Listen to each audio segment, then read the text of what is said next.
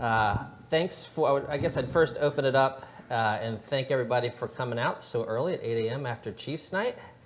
My name is Mike Donlin. I'm Vice President of State and Local Government for Microsoft. And what I thought we would do this morning is take maybe the entire 60 minutes to do a deep technical overview of our government cloud and our security and privacy controls that we built in through about 70 slides or so. Of course, I'm joking. I think listening to a vice president and former engineer at Microsoft talk about our technology, well, maybe interesting, probably not the thing everybody wants to listen to at 8 a.m. Although we do get a lot of requests, this is actually interesting. When we talk about some of our regulatory compliance and CJIS, for example, our documentation for how we attest to the FBI CJIS addendum is 2,000 pages long, and it's something that we do get requests for people to read how we've implemented the security and privacy controls. But that's a topic for another day. For today's agenda, we're going to talk really about three things briefly, and then hopefully, since it's kind of a smaller crowd, be able to open it up and ask some questions of either myself or our esteemed panelists, who I'll introduce in a second. But we're going to talk about some of the trends in law enforcement, talk about a little bit about Microsoft's cloud platform for law enforcement, and then talk about some of the digital transformation that's happening, not just in the justice and public safety industry, but what we see across government as well. I would say, this is not new news, these trends. This is something that if you're a vendor in the industry or you obviously are in the government in the industry, these are probably the three topics you'll hear anybody talk about. Increasing citizen community connection, being able to integrate data and get new insights to collaborate in a different and more powerful way, and also capturing data in new ways. One of the questions I actually get asked a lot is, you hear these kind of catchphrases in the technology industry, IoT and others. IoT obviously stands for Internet of Things, but does anybody know how it got that name? I'm curious. It got the name, Internet of Things is actually an interesting story. So about 6 years ago, the number of devices or non-people that were connected to the internet passed the amount of humans.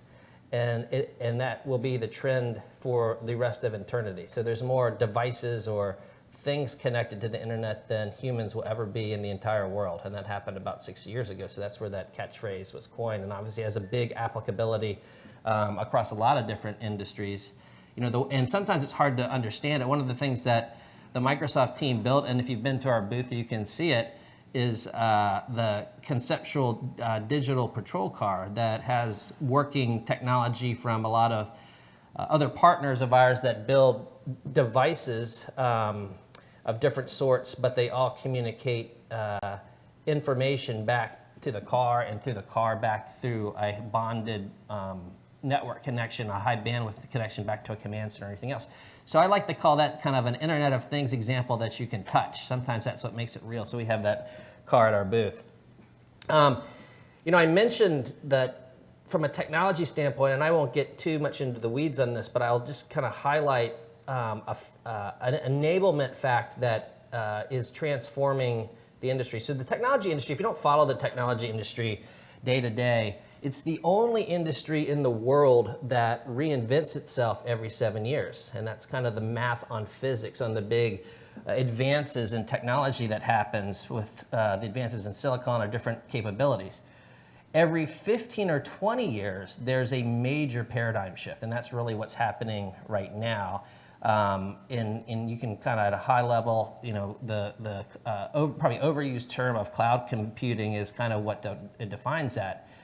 And this has been going on for about 4 years. And I would say, to give a rough football analogy, since there was the big game last night, we're still in the first couple minutes of the first quarter on this transformation. But this is the biggest one that the industry has seen in probably 15 or 20 years, enabling very, very, very powerful computing resources to do things like predictive crime analytics. I have one customer that is running huge predictive crime machine learning models to better understand data in a city, and the ability to do that was not possible before, because running that on legacy technology or technology that might have been in a data center was either too expensive or would take days to run it. And now it runs in about 10 minutes every so often when they have to run it. The technology is also always available, always up, always on, use it on demand, only use what you need. So you get both the lower cost to be able to do it, and also you get the scalability and reliability that was not possible before. But at the end of the day, none of this matters really if the data is not secure and meets the numerous legal or policy regulatory requirements. One of the things that we realized about 6 years ago, and I actually moved to our headquarters in Seattle to work on this, I was living overseas in Singapore, is that this phase of computing that I described, this big paradigm shift, we knew that this new wave would be highly dependent on regulatory compliance. And there's others in the industry that have written about this. Steve Jobs, you might know, once upon a time founded AOL. He wrote a whole book on the third wave of internet computing and how the regulatory requirements were so important. So we build this in from the ground up. What we did, when companies used to build software, it was a lot of technical requirements, and then you would build it, and then you would ship it, and then you would maintain it, and then you would start the whole cycle again. Now the delivery cycle on how we build software is every 3 months, and regulatory compliance is in the first half mile of engineering planning. And the analogy I like to use is you can't really change the cake batter after the cakes come out of the oven. And so that's kind of the way to think about it. You have to build the security and privacy controls in first half mile in engineering planning, and so that's what we've done. And so this is actually the world. I know that this conference, there's international flavor of people that attend. This is actually our entire list of our government cloud regulatory compliance attestations. And so this is a very difficult thing to do. It's all security and privacy controls, technically, people, facility, underneath, ranging from ones in the US, which I'll talk about in a second, but also standards like in the UK government, the Singapore government, et cetera, et cetera. For the US government, federal and state and local, it's really this set. Most importantly for this audience, it's obviously the FBI CJIS addendum. But we just announced last week, we had our government cloud forum in Washington, D.C.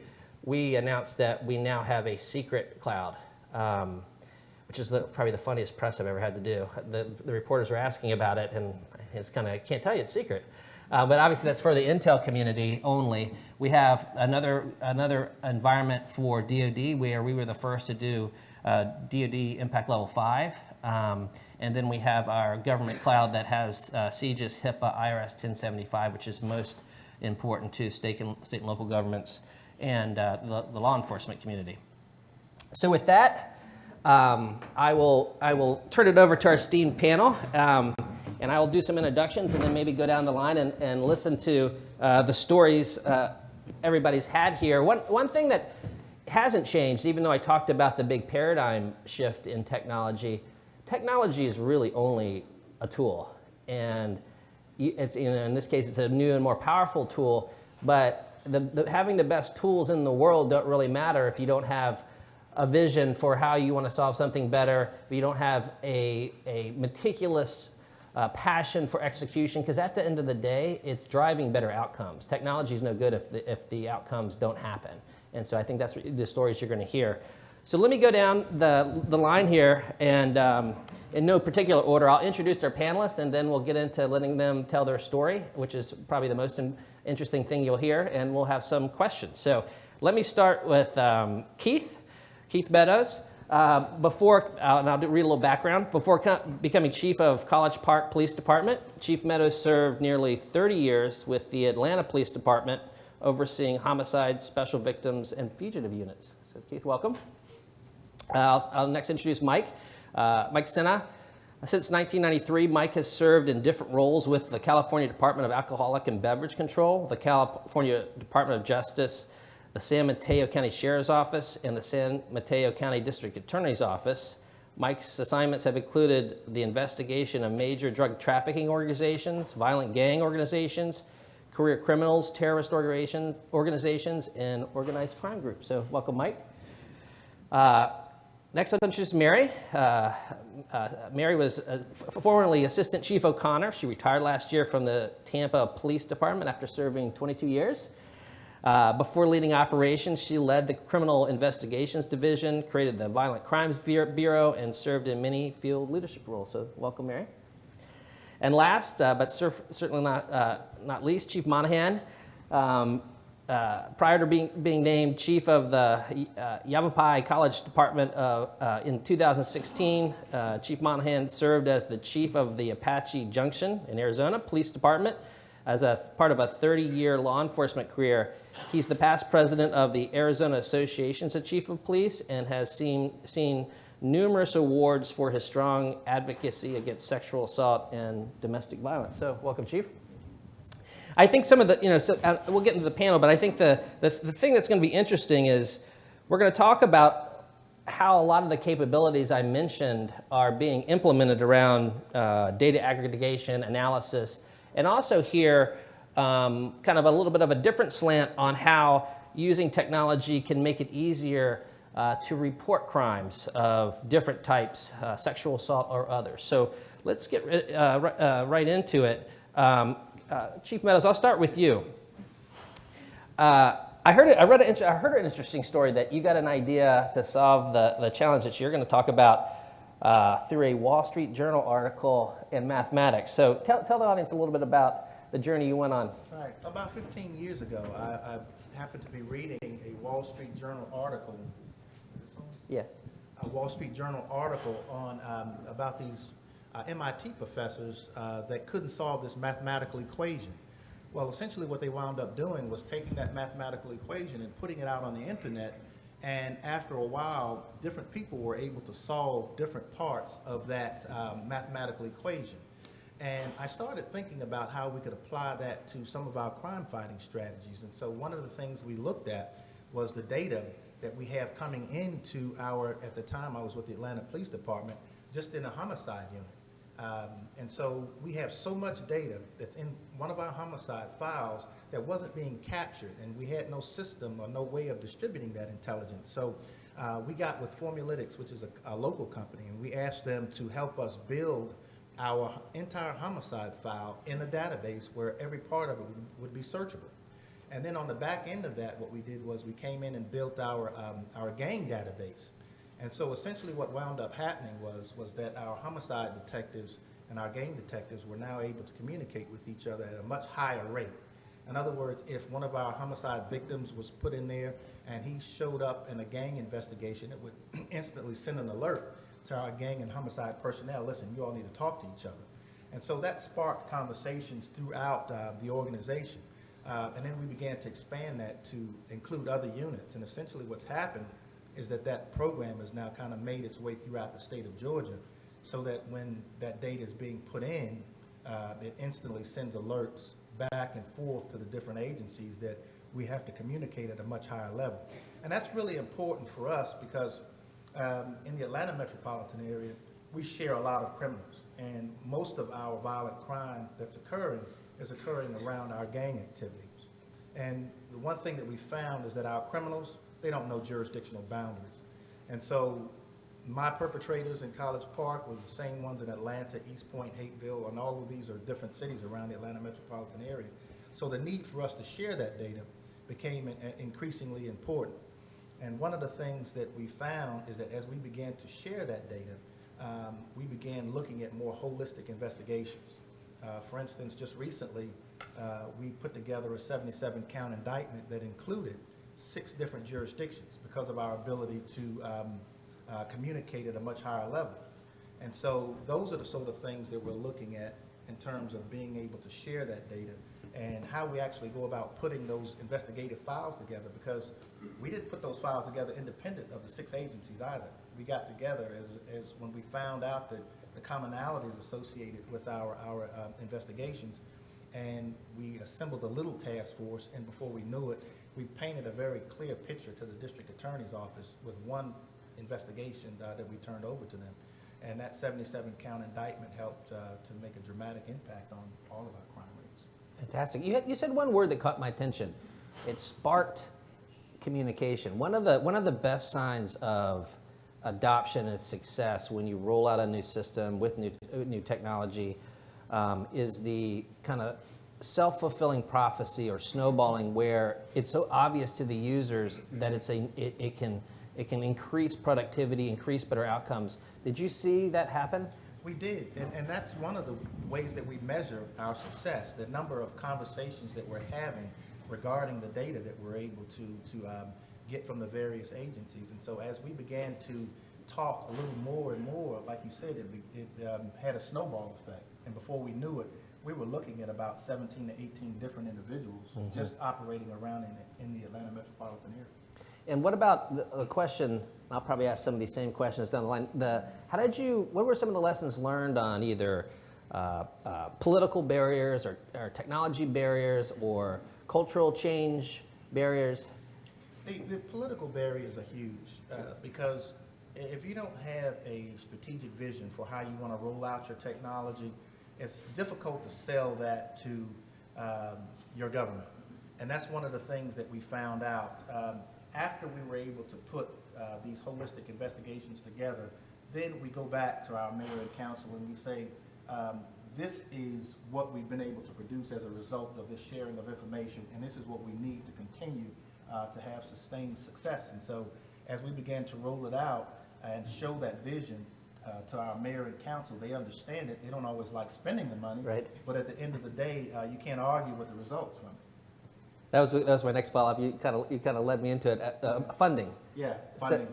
So I'm sure funding for the beginning was more of a case for doing something new, and then once it's successful, I'm wondering if funding came easier. Well, I was fortunate because when I was with the city of Atlanta, we had a police foundation, and it was a really robust police foundation, and so they actually funded the APEN project that we started within our homicide unit.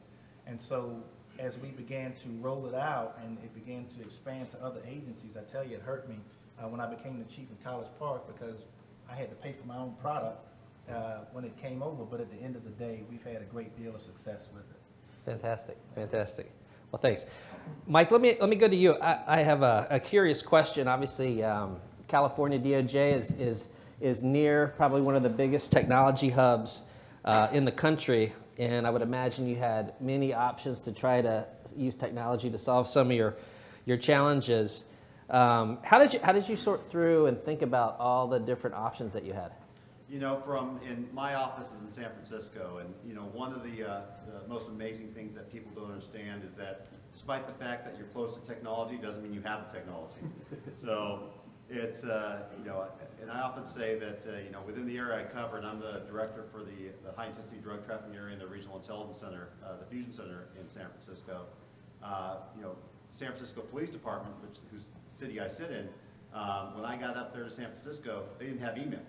So, you know, there's no real way to communicate. And at a certain point, they said, well, we're going to let lieutenants have email. And since then, they've done a lot of rollout on technology to actually put smartphones in the hand of every officer out there. Having those conversations, though, with our partners in Silicon Valley and talk to them about the altruistic need to have public safety in their region with the right tools and resources was not that hard, but it was just trying to get to those conversation points. The other piece that we often run into is that you know, concerns about privacy, civil liberties, the use of the technology, and a good part of what we do between the HIDTA program and the Fusion Center program is that collection of data, sharing of data. And that was, and still is, a cumbersome issue, is trying to integrate records management system data, license plate recognition data, all those pieces of data that are out there, video data, whatever it may be.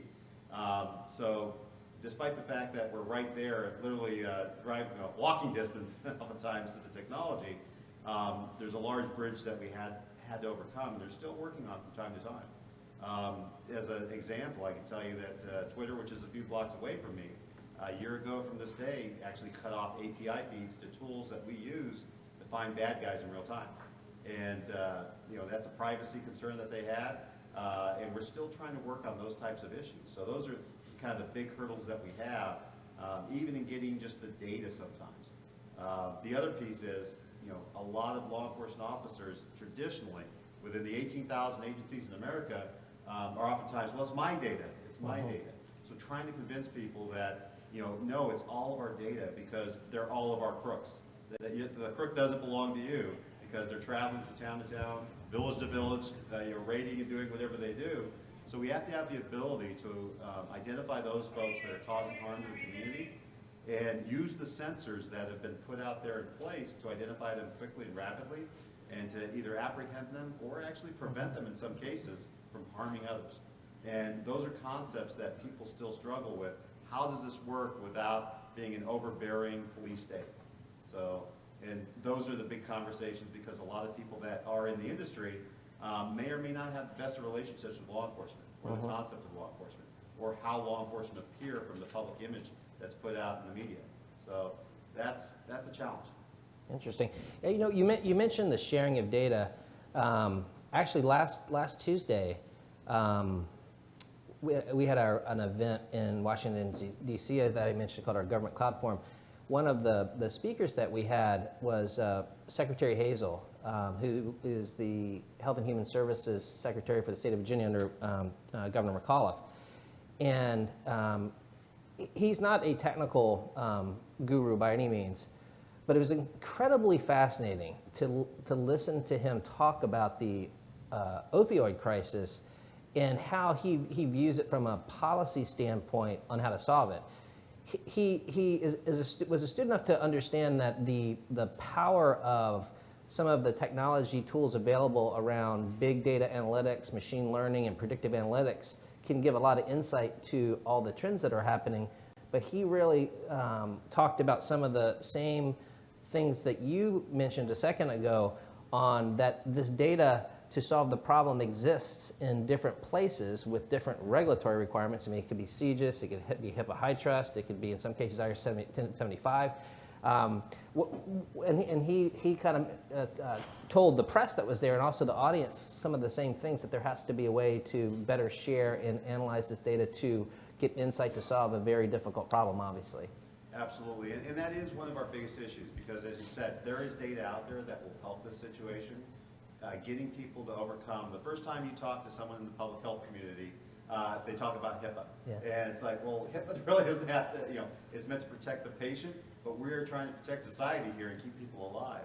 The other piece is there are tools. Washington Baltimore HIDA developed this overdose mapping tool with one of the vendors out there, and they actually donated their time and effort and the tool to help us combat this issue.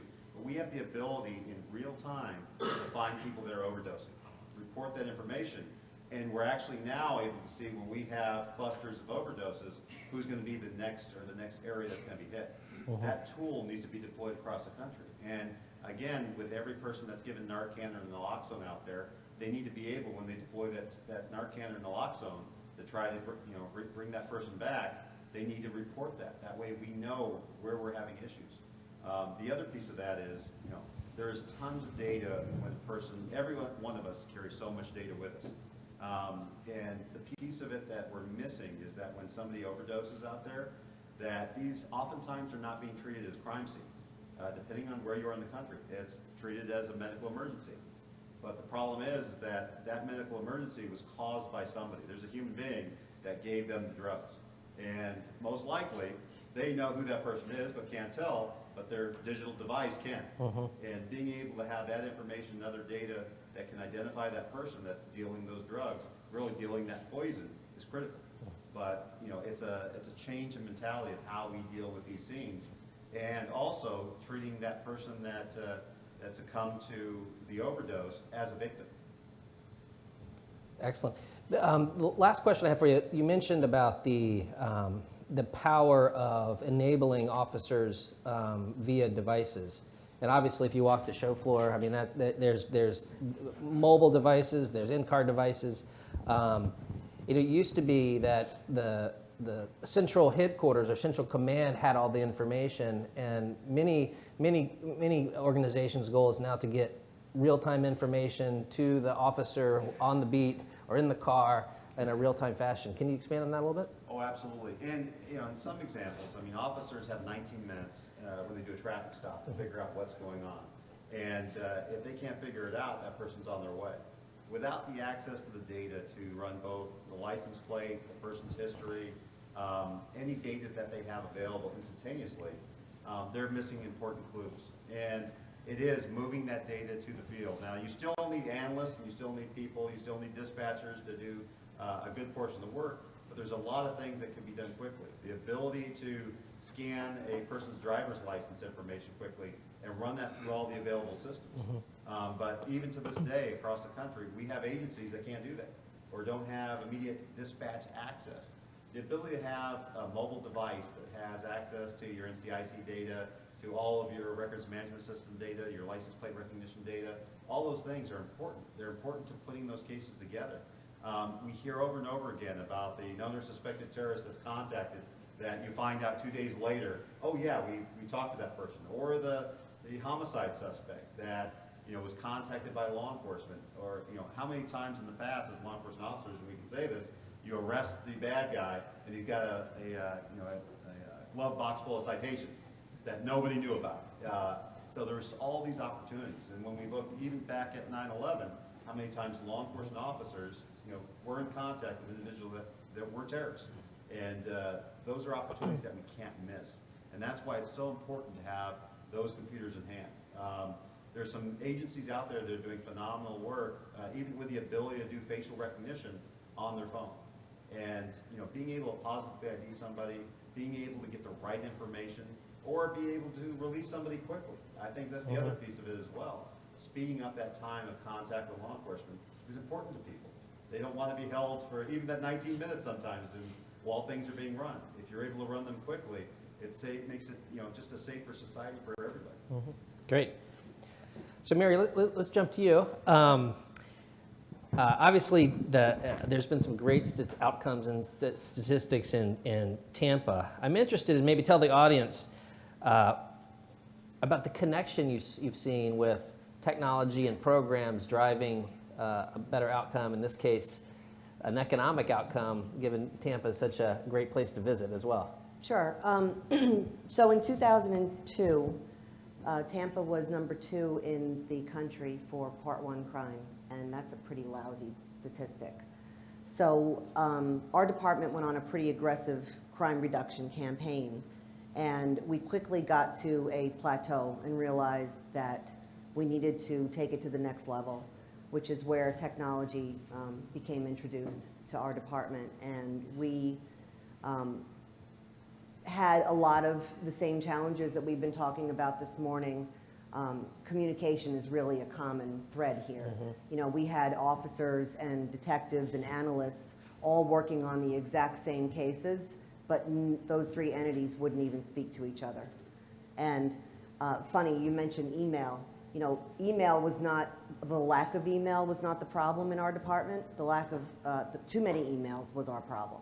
And like every cop in America, the Tampa Police Department officers would come back to work after their 3 or 4 days off, and they would delete all the emails. And what would get deleted in those emails was very important information that could either keep them safe that day or help solve crimes. So what we were finding was everything was kind of inefficient, and we wanted to get things a lot better, and technology was going to help us get there. So we partnered with NC4, and the technology is called Street Smart, and it helped us take all of the different components that our officers were working in different places and taking all those different pieces of data and put it all in one place at their fingertips. Everything from awareness of crimes that were happening in their area, offenders, whether that be juvenile offenders, career offenders, sex offenders, you name it. So what that brought was situational awareness to the officers on the street, real time, and it helped them solve the crimes a lot quicker. Over the course of the 12-year period, the last 12-year period, the Tampa Police Department has shown a 74% crime reduction in Part 1 crimes. It's been monumental. I was very proud to be a part of it. It's had a tremendous impact on the city. And when you talk about outcomes, as you mentioned in the very beginning, the outcomes for the Officers they're much safer. You know, they're not bogged down with having to write so many reports every night. You know, they have awareness of what's going on in their area. The 74% crime reduction, let's not think of it in the term of 74% as a number. Let's look at it in terms of the fact that that 74% represents 100,000 less victims in the city of Tampa. That number represents people that are waking up in the morning and their vehicle is still in their driveway, or their car is not broken into, and they're not having their house broken into. And that's, you know, that's the important part to think of. What that does in the ultimate outcome as far as economic growth is it makes the citizens feel safer, it spreads throughout the community, and it brings tourism, and it brings new, you know, new growth to the city. People want to come to Tampa, they want to expand in Tampa, they want to open new businesses, they want to build houses, they want to, you know, move there. It's a robust city, and, you know, I think a lot of that is because of the crime reduction and the fact that people feel safe. So, you know, it's been great, and, you know, the fact that the communication flow has really been, you know, really tremendous to see as far as, you know, back in the day when nobody spoke to each other about these cases, and now it's just, you know, Chief, you talked about, you know, the gang units and the homicide, you know, talking to each other. It's you know, that's what it's really all about. You know, the communication, once that communication flow happens, and the technology can help it happen amongst the masses throughout the, you know, the challenge is like the shifts and the cycles, and, you know, the day shift versus the night shift, or the people that are working in the building versus out of the building. If there's technology that can help bridge those gaps, and the information can get pushed out to everybody, that's where the, you know, the communication breakdowns, you know, don't happen anymore. So that's pretty much our story. That's fantastic. You know, similar to what I asked Chief Meadows, you know, these are big projects, and it can be big cultural change, it can be some political barriers, it can be funding challenges. But did you see the spark, the adoption, once people saw the outcomes? Did you see the big adoption kind of culturally change? And maybe talk a little bit about the funding and some lessons learned on just managing such a big project. Yeah, I think our biggest challenge was the cultural change. You know, talking about sharing the data. The departments all believe it belongs to them. I was listening to you talk about, you know, the data that's, you know, if it's not regulated that you can share it, we felt in our department that we were going to share it. Even though you don't want to share it, you know what, too bad. Because quite honestly, if you hang on to a piece of data that could potentially save an officer's life tonight, you know, shame on you. And that's where our thinking was. So that was a huge cultural shift, and it was very uncomfortable for a lot of the units in the department that were like, no, I don't want every officer to know about that investigation. Well, too bad. You know, we can put in, you know, in the information, you know, don't act on this, or, you know, whatever it is. I mean, they're police officers. They should have the, you know, the maturity level to say, okay, I'm not going to act on it, but at least for safety awareness, I know that this, you know, threat exists. So the cultural shift was difficult. And I think what happened is once a few successes happened, it was very easy for it to catch on. So, you know, a bad guy, you know, an officer was investigating a commercial burglary downtown Tampa, and they were able to see that there was a surveillance video on a Sunday morning, you know, typical 7 a.m., they're investigating the crime. The guy is on the surveillance video, and he's wearing a very unique outfit. And they're not able to get the surveillance video off of the server, and the company, of course, everybody's asleep. So the officer takes a picture on his smartphone, emails it to himself, and he's able to upload the picture into our new technology, and get it out to the officers very, very quickly, which would have never been done before. You know, typically it would have sat on an analyst's desk or a detective's desk and been, you know, the picture would have been put out 3 or 4 days later. And in that particular case, that guy with his outfit is still walking around 3 or 4 hours later, and there's some officers that found him, were able to search him, and he still had property from the burglary on him. So the case was solved within 3 or 4 hours of it being investigated, and those quick solvings were what made the technology valuable to the officers. It's like, okay, we're investigating this, we have to write this report, but we have the bad guy in custody by the end of the shift. And that the morale boost for the officers was huge. Talking about funding, in Tampa's case, it's a regional solution. So meaning, going back to Chief Meadows' point, the bad guys don't know geographical boundaries whatsoever. Tampa shares the solution with a few adjoining departments. And for that reason, we were able to secure Homeland Security funding to fund our solution. Fantastic. That's a great story. Thank you. Thanks, Chief O'Connor. Chief Moynihan, we've talked a lot about how data can be analyzed, shared amongst officers, amongst jurisdictions, but you've been focused on a different angle on how victims, to help victims better call the police when sometimes they won't. You've been nationally recognized for that. Can you expand on that for the audience? Yeah, absolutely. Good morning. A pleasure to be back in Philadelphia. I love this city. Part of the work I do as the chief of police.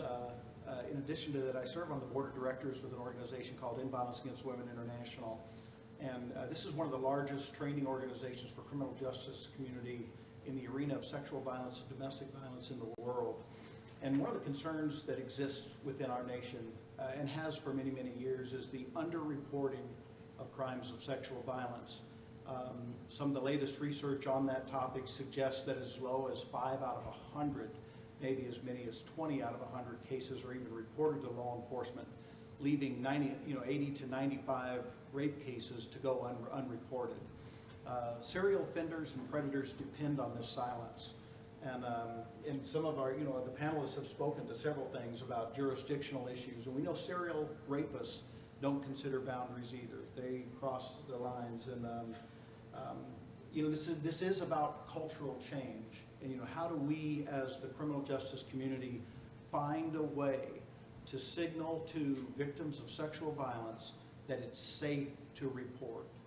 And Judge Susan Carbon in 2010, when she was the head of OVW, she spoke to a U.S. Senate committee, and in that speech, she talked about the failure in our nation to investigate and prosecute sexual crimes, and a big part of that is the unwillingness of victims to report those crimes and then stay the course through prosecution. Why is that? She listed a number of reasons, the obstacles within our own culture, but a big part of that was the fear of not being believed. And so in the work that I've done, I had the opportunity to meet Anthony Formal with 10/8 Tech. 10/8 Tech sponsored a Chiefs meeting in Arizona in January of 2016. They were our sponsor that year. And while they were there, they were talking about technology, a mobile app that could be used by community members to report non-emergency minor crimes. Things that they could report on their phone. It would have a way to connect with the department, but it didn't require an officer response. That was attractive to me because at the time I was chief in Prescott, we were looking for ways to use officer time more effectively, more efficiently, and so that was attractive. But at the same time, Anthony and I had an opportunity to speak about, could not this technology somehow be used in a way that a victim could access information in the privacy of their own home, or now that I'm on a campus environment, and these campus kids, they live on these devices. This is their world. And could not technology create a way for them to explore their options of reporting in a safe environment so that they can overcome those obstacles and fears from their phone? And 10/8 Tech took that idea. They partnered with End Violence Against Women International, which has a cadre of experts in this, some of the leading experts in the nation today that understand sexual violence. They partnered and they came up with the technology.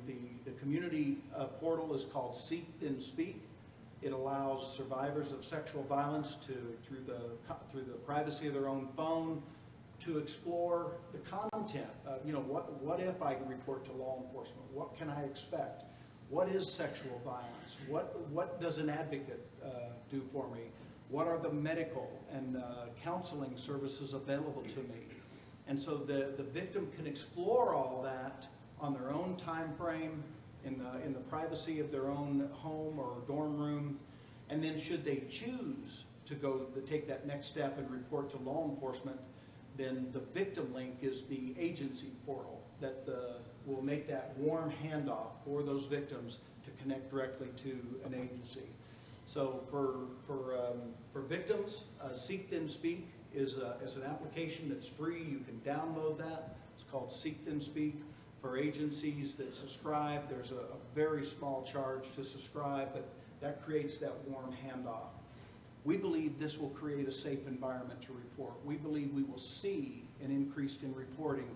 And I'll tell you one reason why I believe that. Before I met Anthony at 10/8 Tech and had the opportunity to understand what they were trying to do with this technology, we did not have a system-based advocate in place in Prescott. We were able to get grant funding to hire a victim advocate. We messaged the fact that an advocate existed to the community, and instantly we saw victims reaching out to our advocate. Now, many of those victims weren't ready to take that step to report to law enforcement, but they needed to access services for their recovery. And we saw that right away. As soon as we messaged to the community that service existed, victims out there were taking advantage of it. And we're excited about the opportunity with the Seek Then Speak portal, that victims will see an opportunity to begin to tell what happened to them. Again, predators depend on victims' silence, and this is one way for victims to be able to have a voice and then move forward. A little bit more on this, and a quick advertisement. Sure. At 10:30 today at the Microsoft booth, that's booth 2125, Anthony will be speaking from 10/8 Tech, a little bit more detail about this technology and what we're hoping to accomplish with it. Explain a little bit how, first of all, it's amazing, amazing work. Explain a little bit, how does Victim Link work? You said it's an agency portal. Can you give a little color on how it actually works? You bet. So Seek Then Speak is the community side. This is for a victim or even maybe supporters of that victim, family or friends, to go onto the site and then through content begin to understand, what does this look like? What are their options? And if they choose to do this, here could be potential outcomes. If they choose to do this, here could be potential outcomes. So the victims and their supporters are able to educate themselves. Now for a supporter, the app encourages them not to move forward to the next step with law enforcement unless the victim chooses to do so. The victims can drive this, and they should. It's their lives that have been impacted. And the whole Weinstein story right now speaks to this. Why so many victims would wait and come out when they felt safe to do so. It's because there's real retaliation consequences for victims of sexual violence in our society today. Statistically, the majority of sexual violence in our society today is committed by someone the victim knows and trusted. It's not the stranger rape in the alley. That's statistically not what's going on. Well, that plays into the fear of retaliation. There's a lot of reasons why victims don't come forward. So the content side on Seek Then Speak is heavy on information that this victim needs to make an informed, safe decision about their own future and their own recovery. The victim link, is the subscriber side for agencies to buy into. And this is where a warm handoff between that victim and the company and the agency exists. There'll be pre-forms that are populated with the information when that victim crosses over and makes that connection.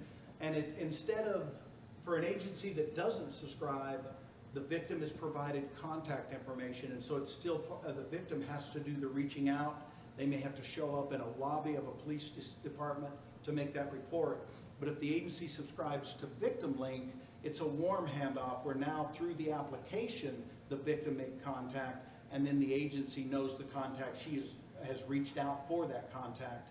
And it's more of a warm handoff instead of the victim having to go make the report on like a hard contact. One last question. Talk to the audience a little bit about the role of advocacy groups. I'm sure that's incredibly important as well. Right, so we're seeing in our nation, and it's interesting how advocacy has evolved. I've been in the business about 38 years, and there was a time when law enforcement and advocates, at least in the Arizona communities, we didn't like each other. The advocates were the warm fuzzies, and we were the cops. We do the cop stuff. But over the years, we've come to appreciate the role that advocacy plays in supporting victims. And we know that advocates, when victims get the support they need, many of them will stay through prosecution, and that allows us to hold rapists accountable. So advocates provide that support, the emotional support, the information support that a victim may need, that we in law enforcement simply, we're there to do the interview, gather the evidence, pursue the bad guy, and put them in jail. So victims play that emotional support role that many times law enforcement themselves don't play. And we know that there's different types of advocates, the community-based advocates and the system-based advocates, and then there's confidentiality issues with that. But still, the goal is victim recovery, and for us in law enforcement, that means that they will stay the course through prosecution. One of the things about serial offenders, the city of Detroit, when they finally got around to testing the DNA evidence that existed from well over 10,000 rape cases, one of the things they found, speaking to jurisdictional issues, 40 different states, the rapists in the Detroit evidence locker were connected to rape cases in 40 additional states. So just the idea that we finally got around to testing that evidence speaks to some of the jurisdictional issues associated with that. Great. That's just amazing work. I think now we're about close to being on time. I wanted to leave a little bit of time for questions from the audience. I think there's a mic there for questions from anyone, for myself or obviously any of the panelists. Okay. Well, with that, I think I will close the session, first by thanking the group here for just some amazing stories, and I appreciate the time and telling your story and giving insight. And also thanks to everybody that came super early, and hope you continue to have a great conference. Thanks very much.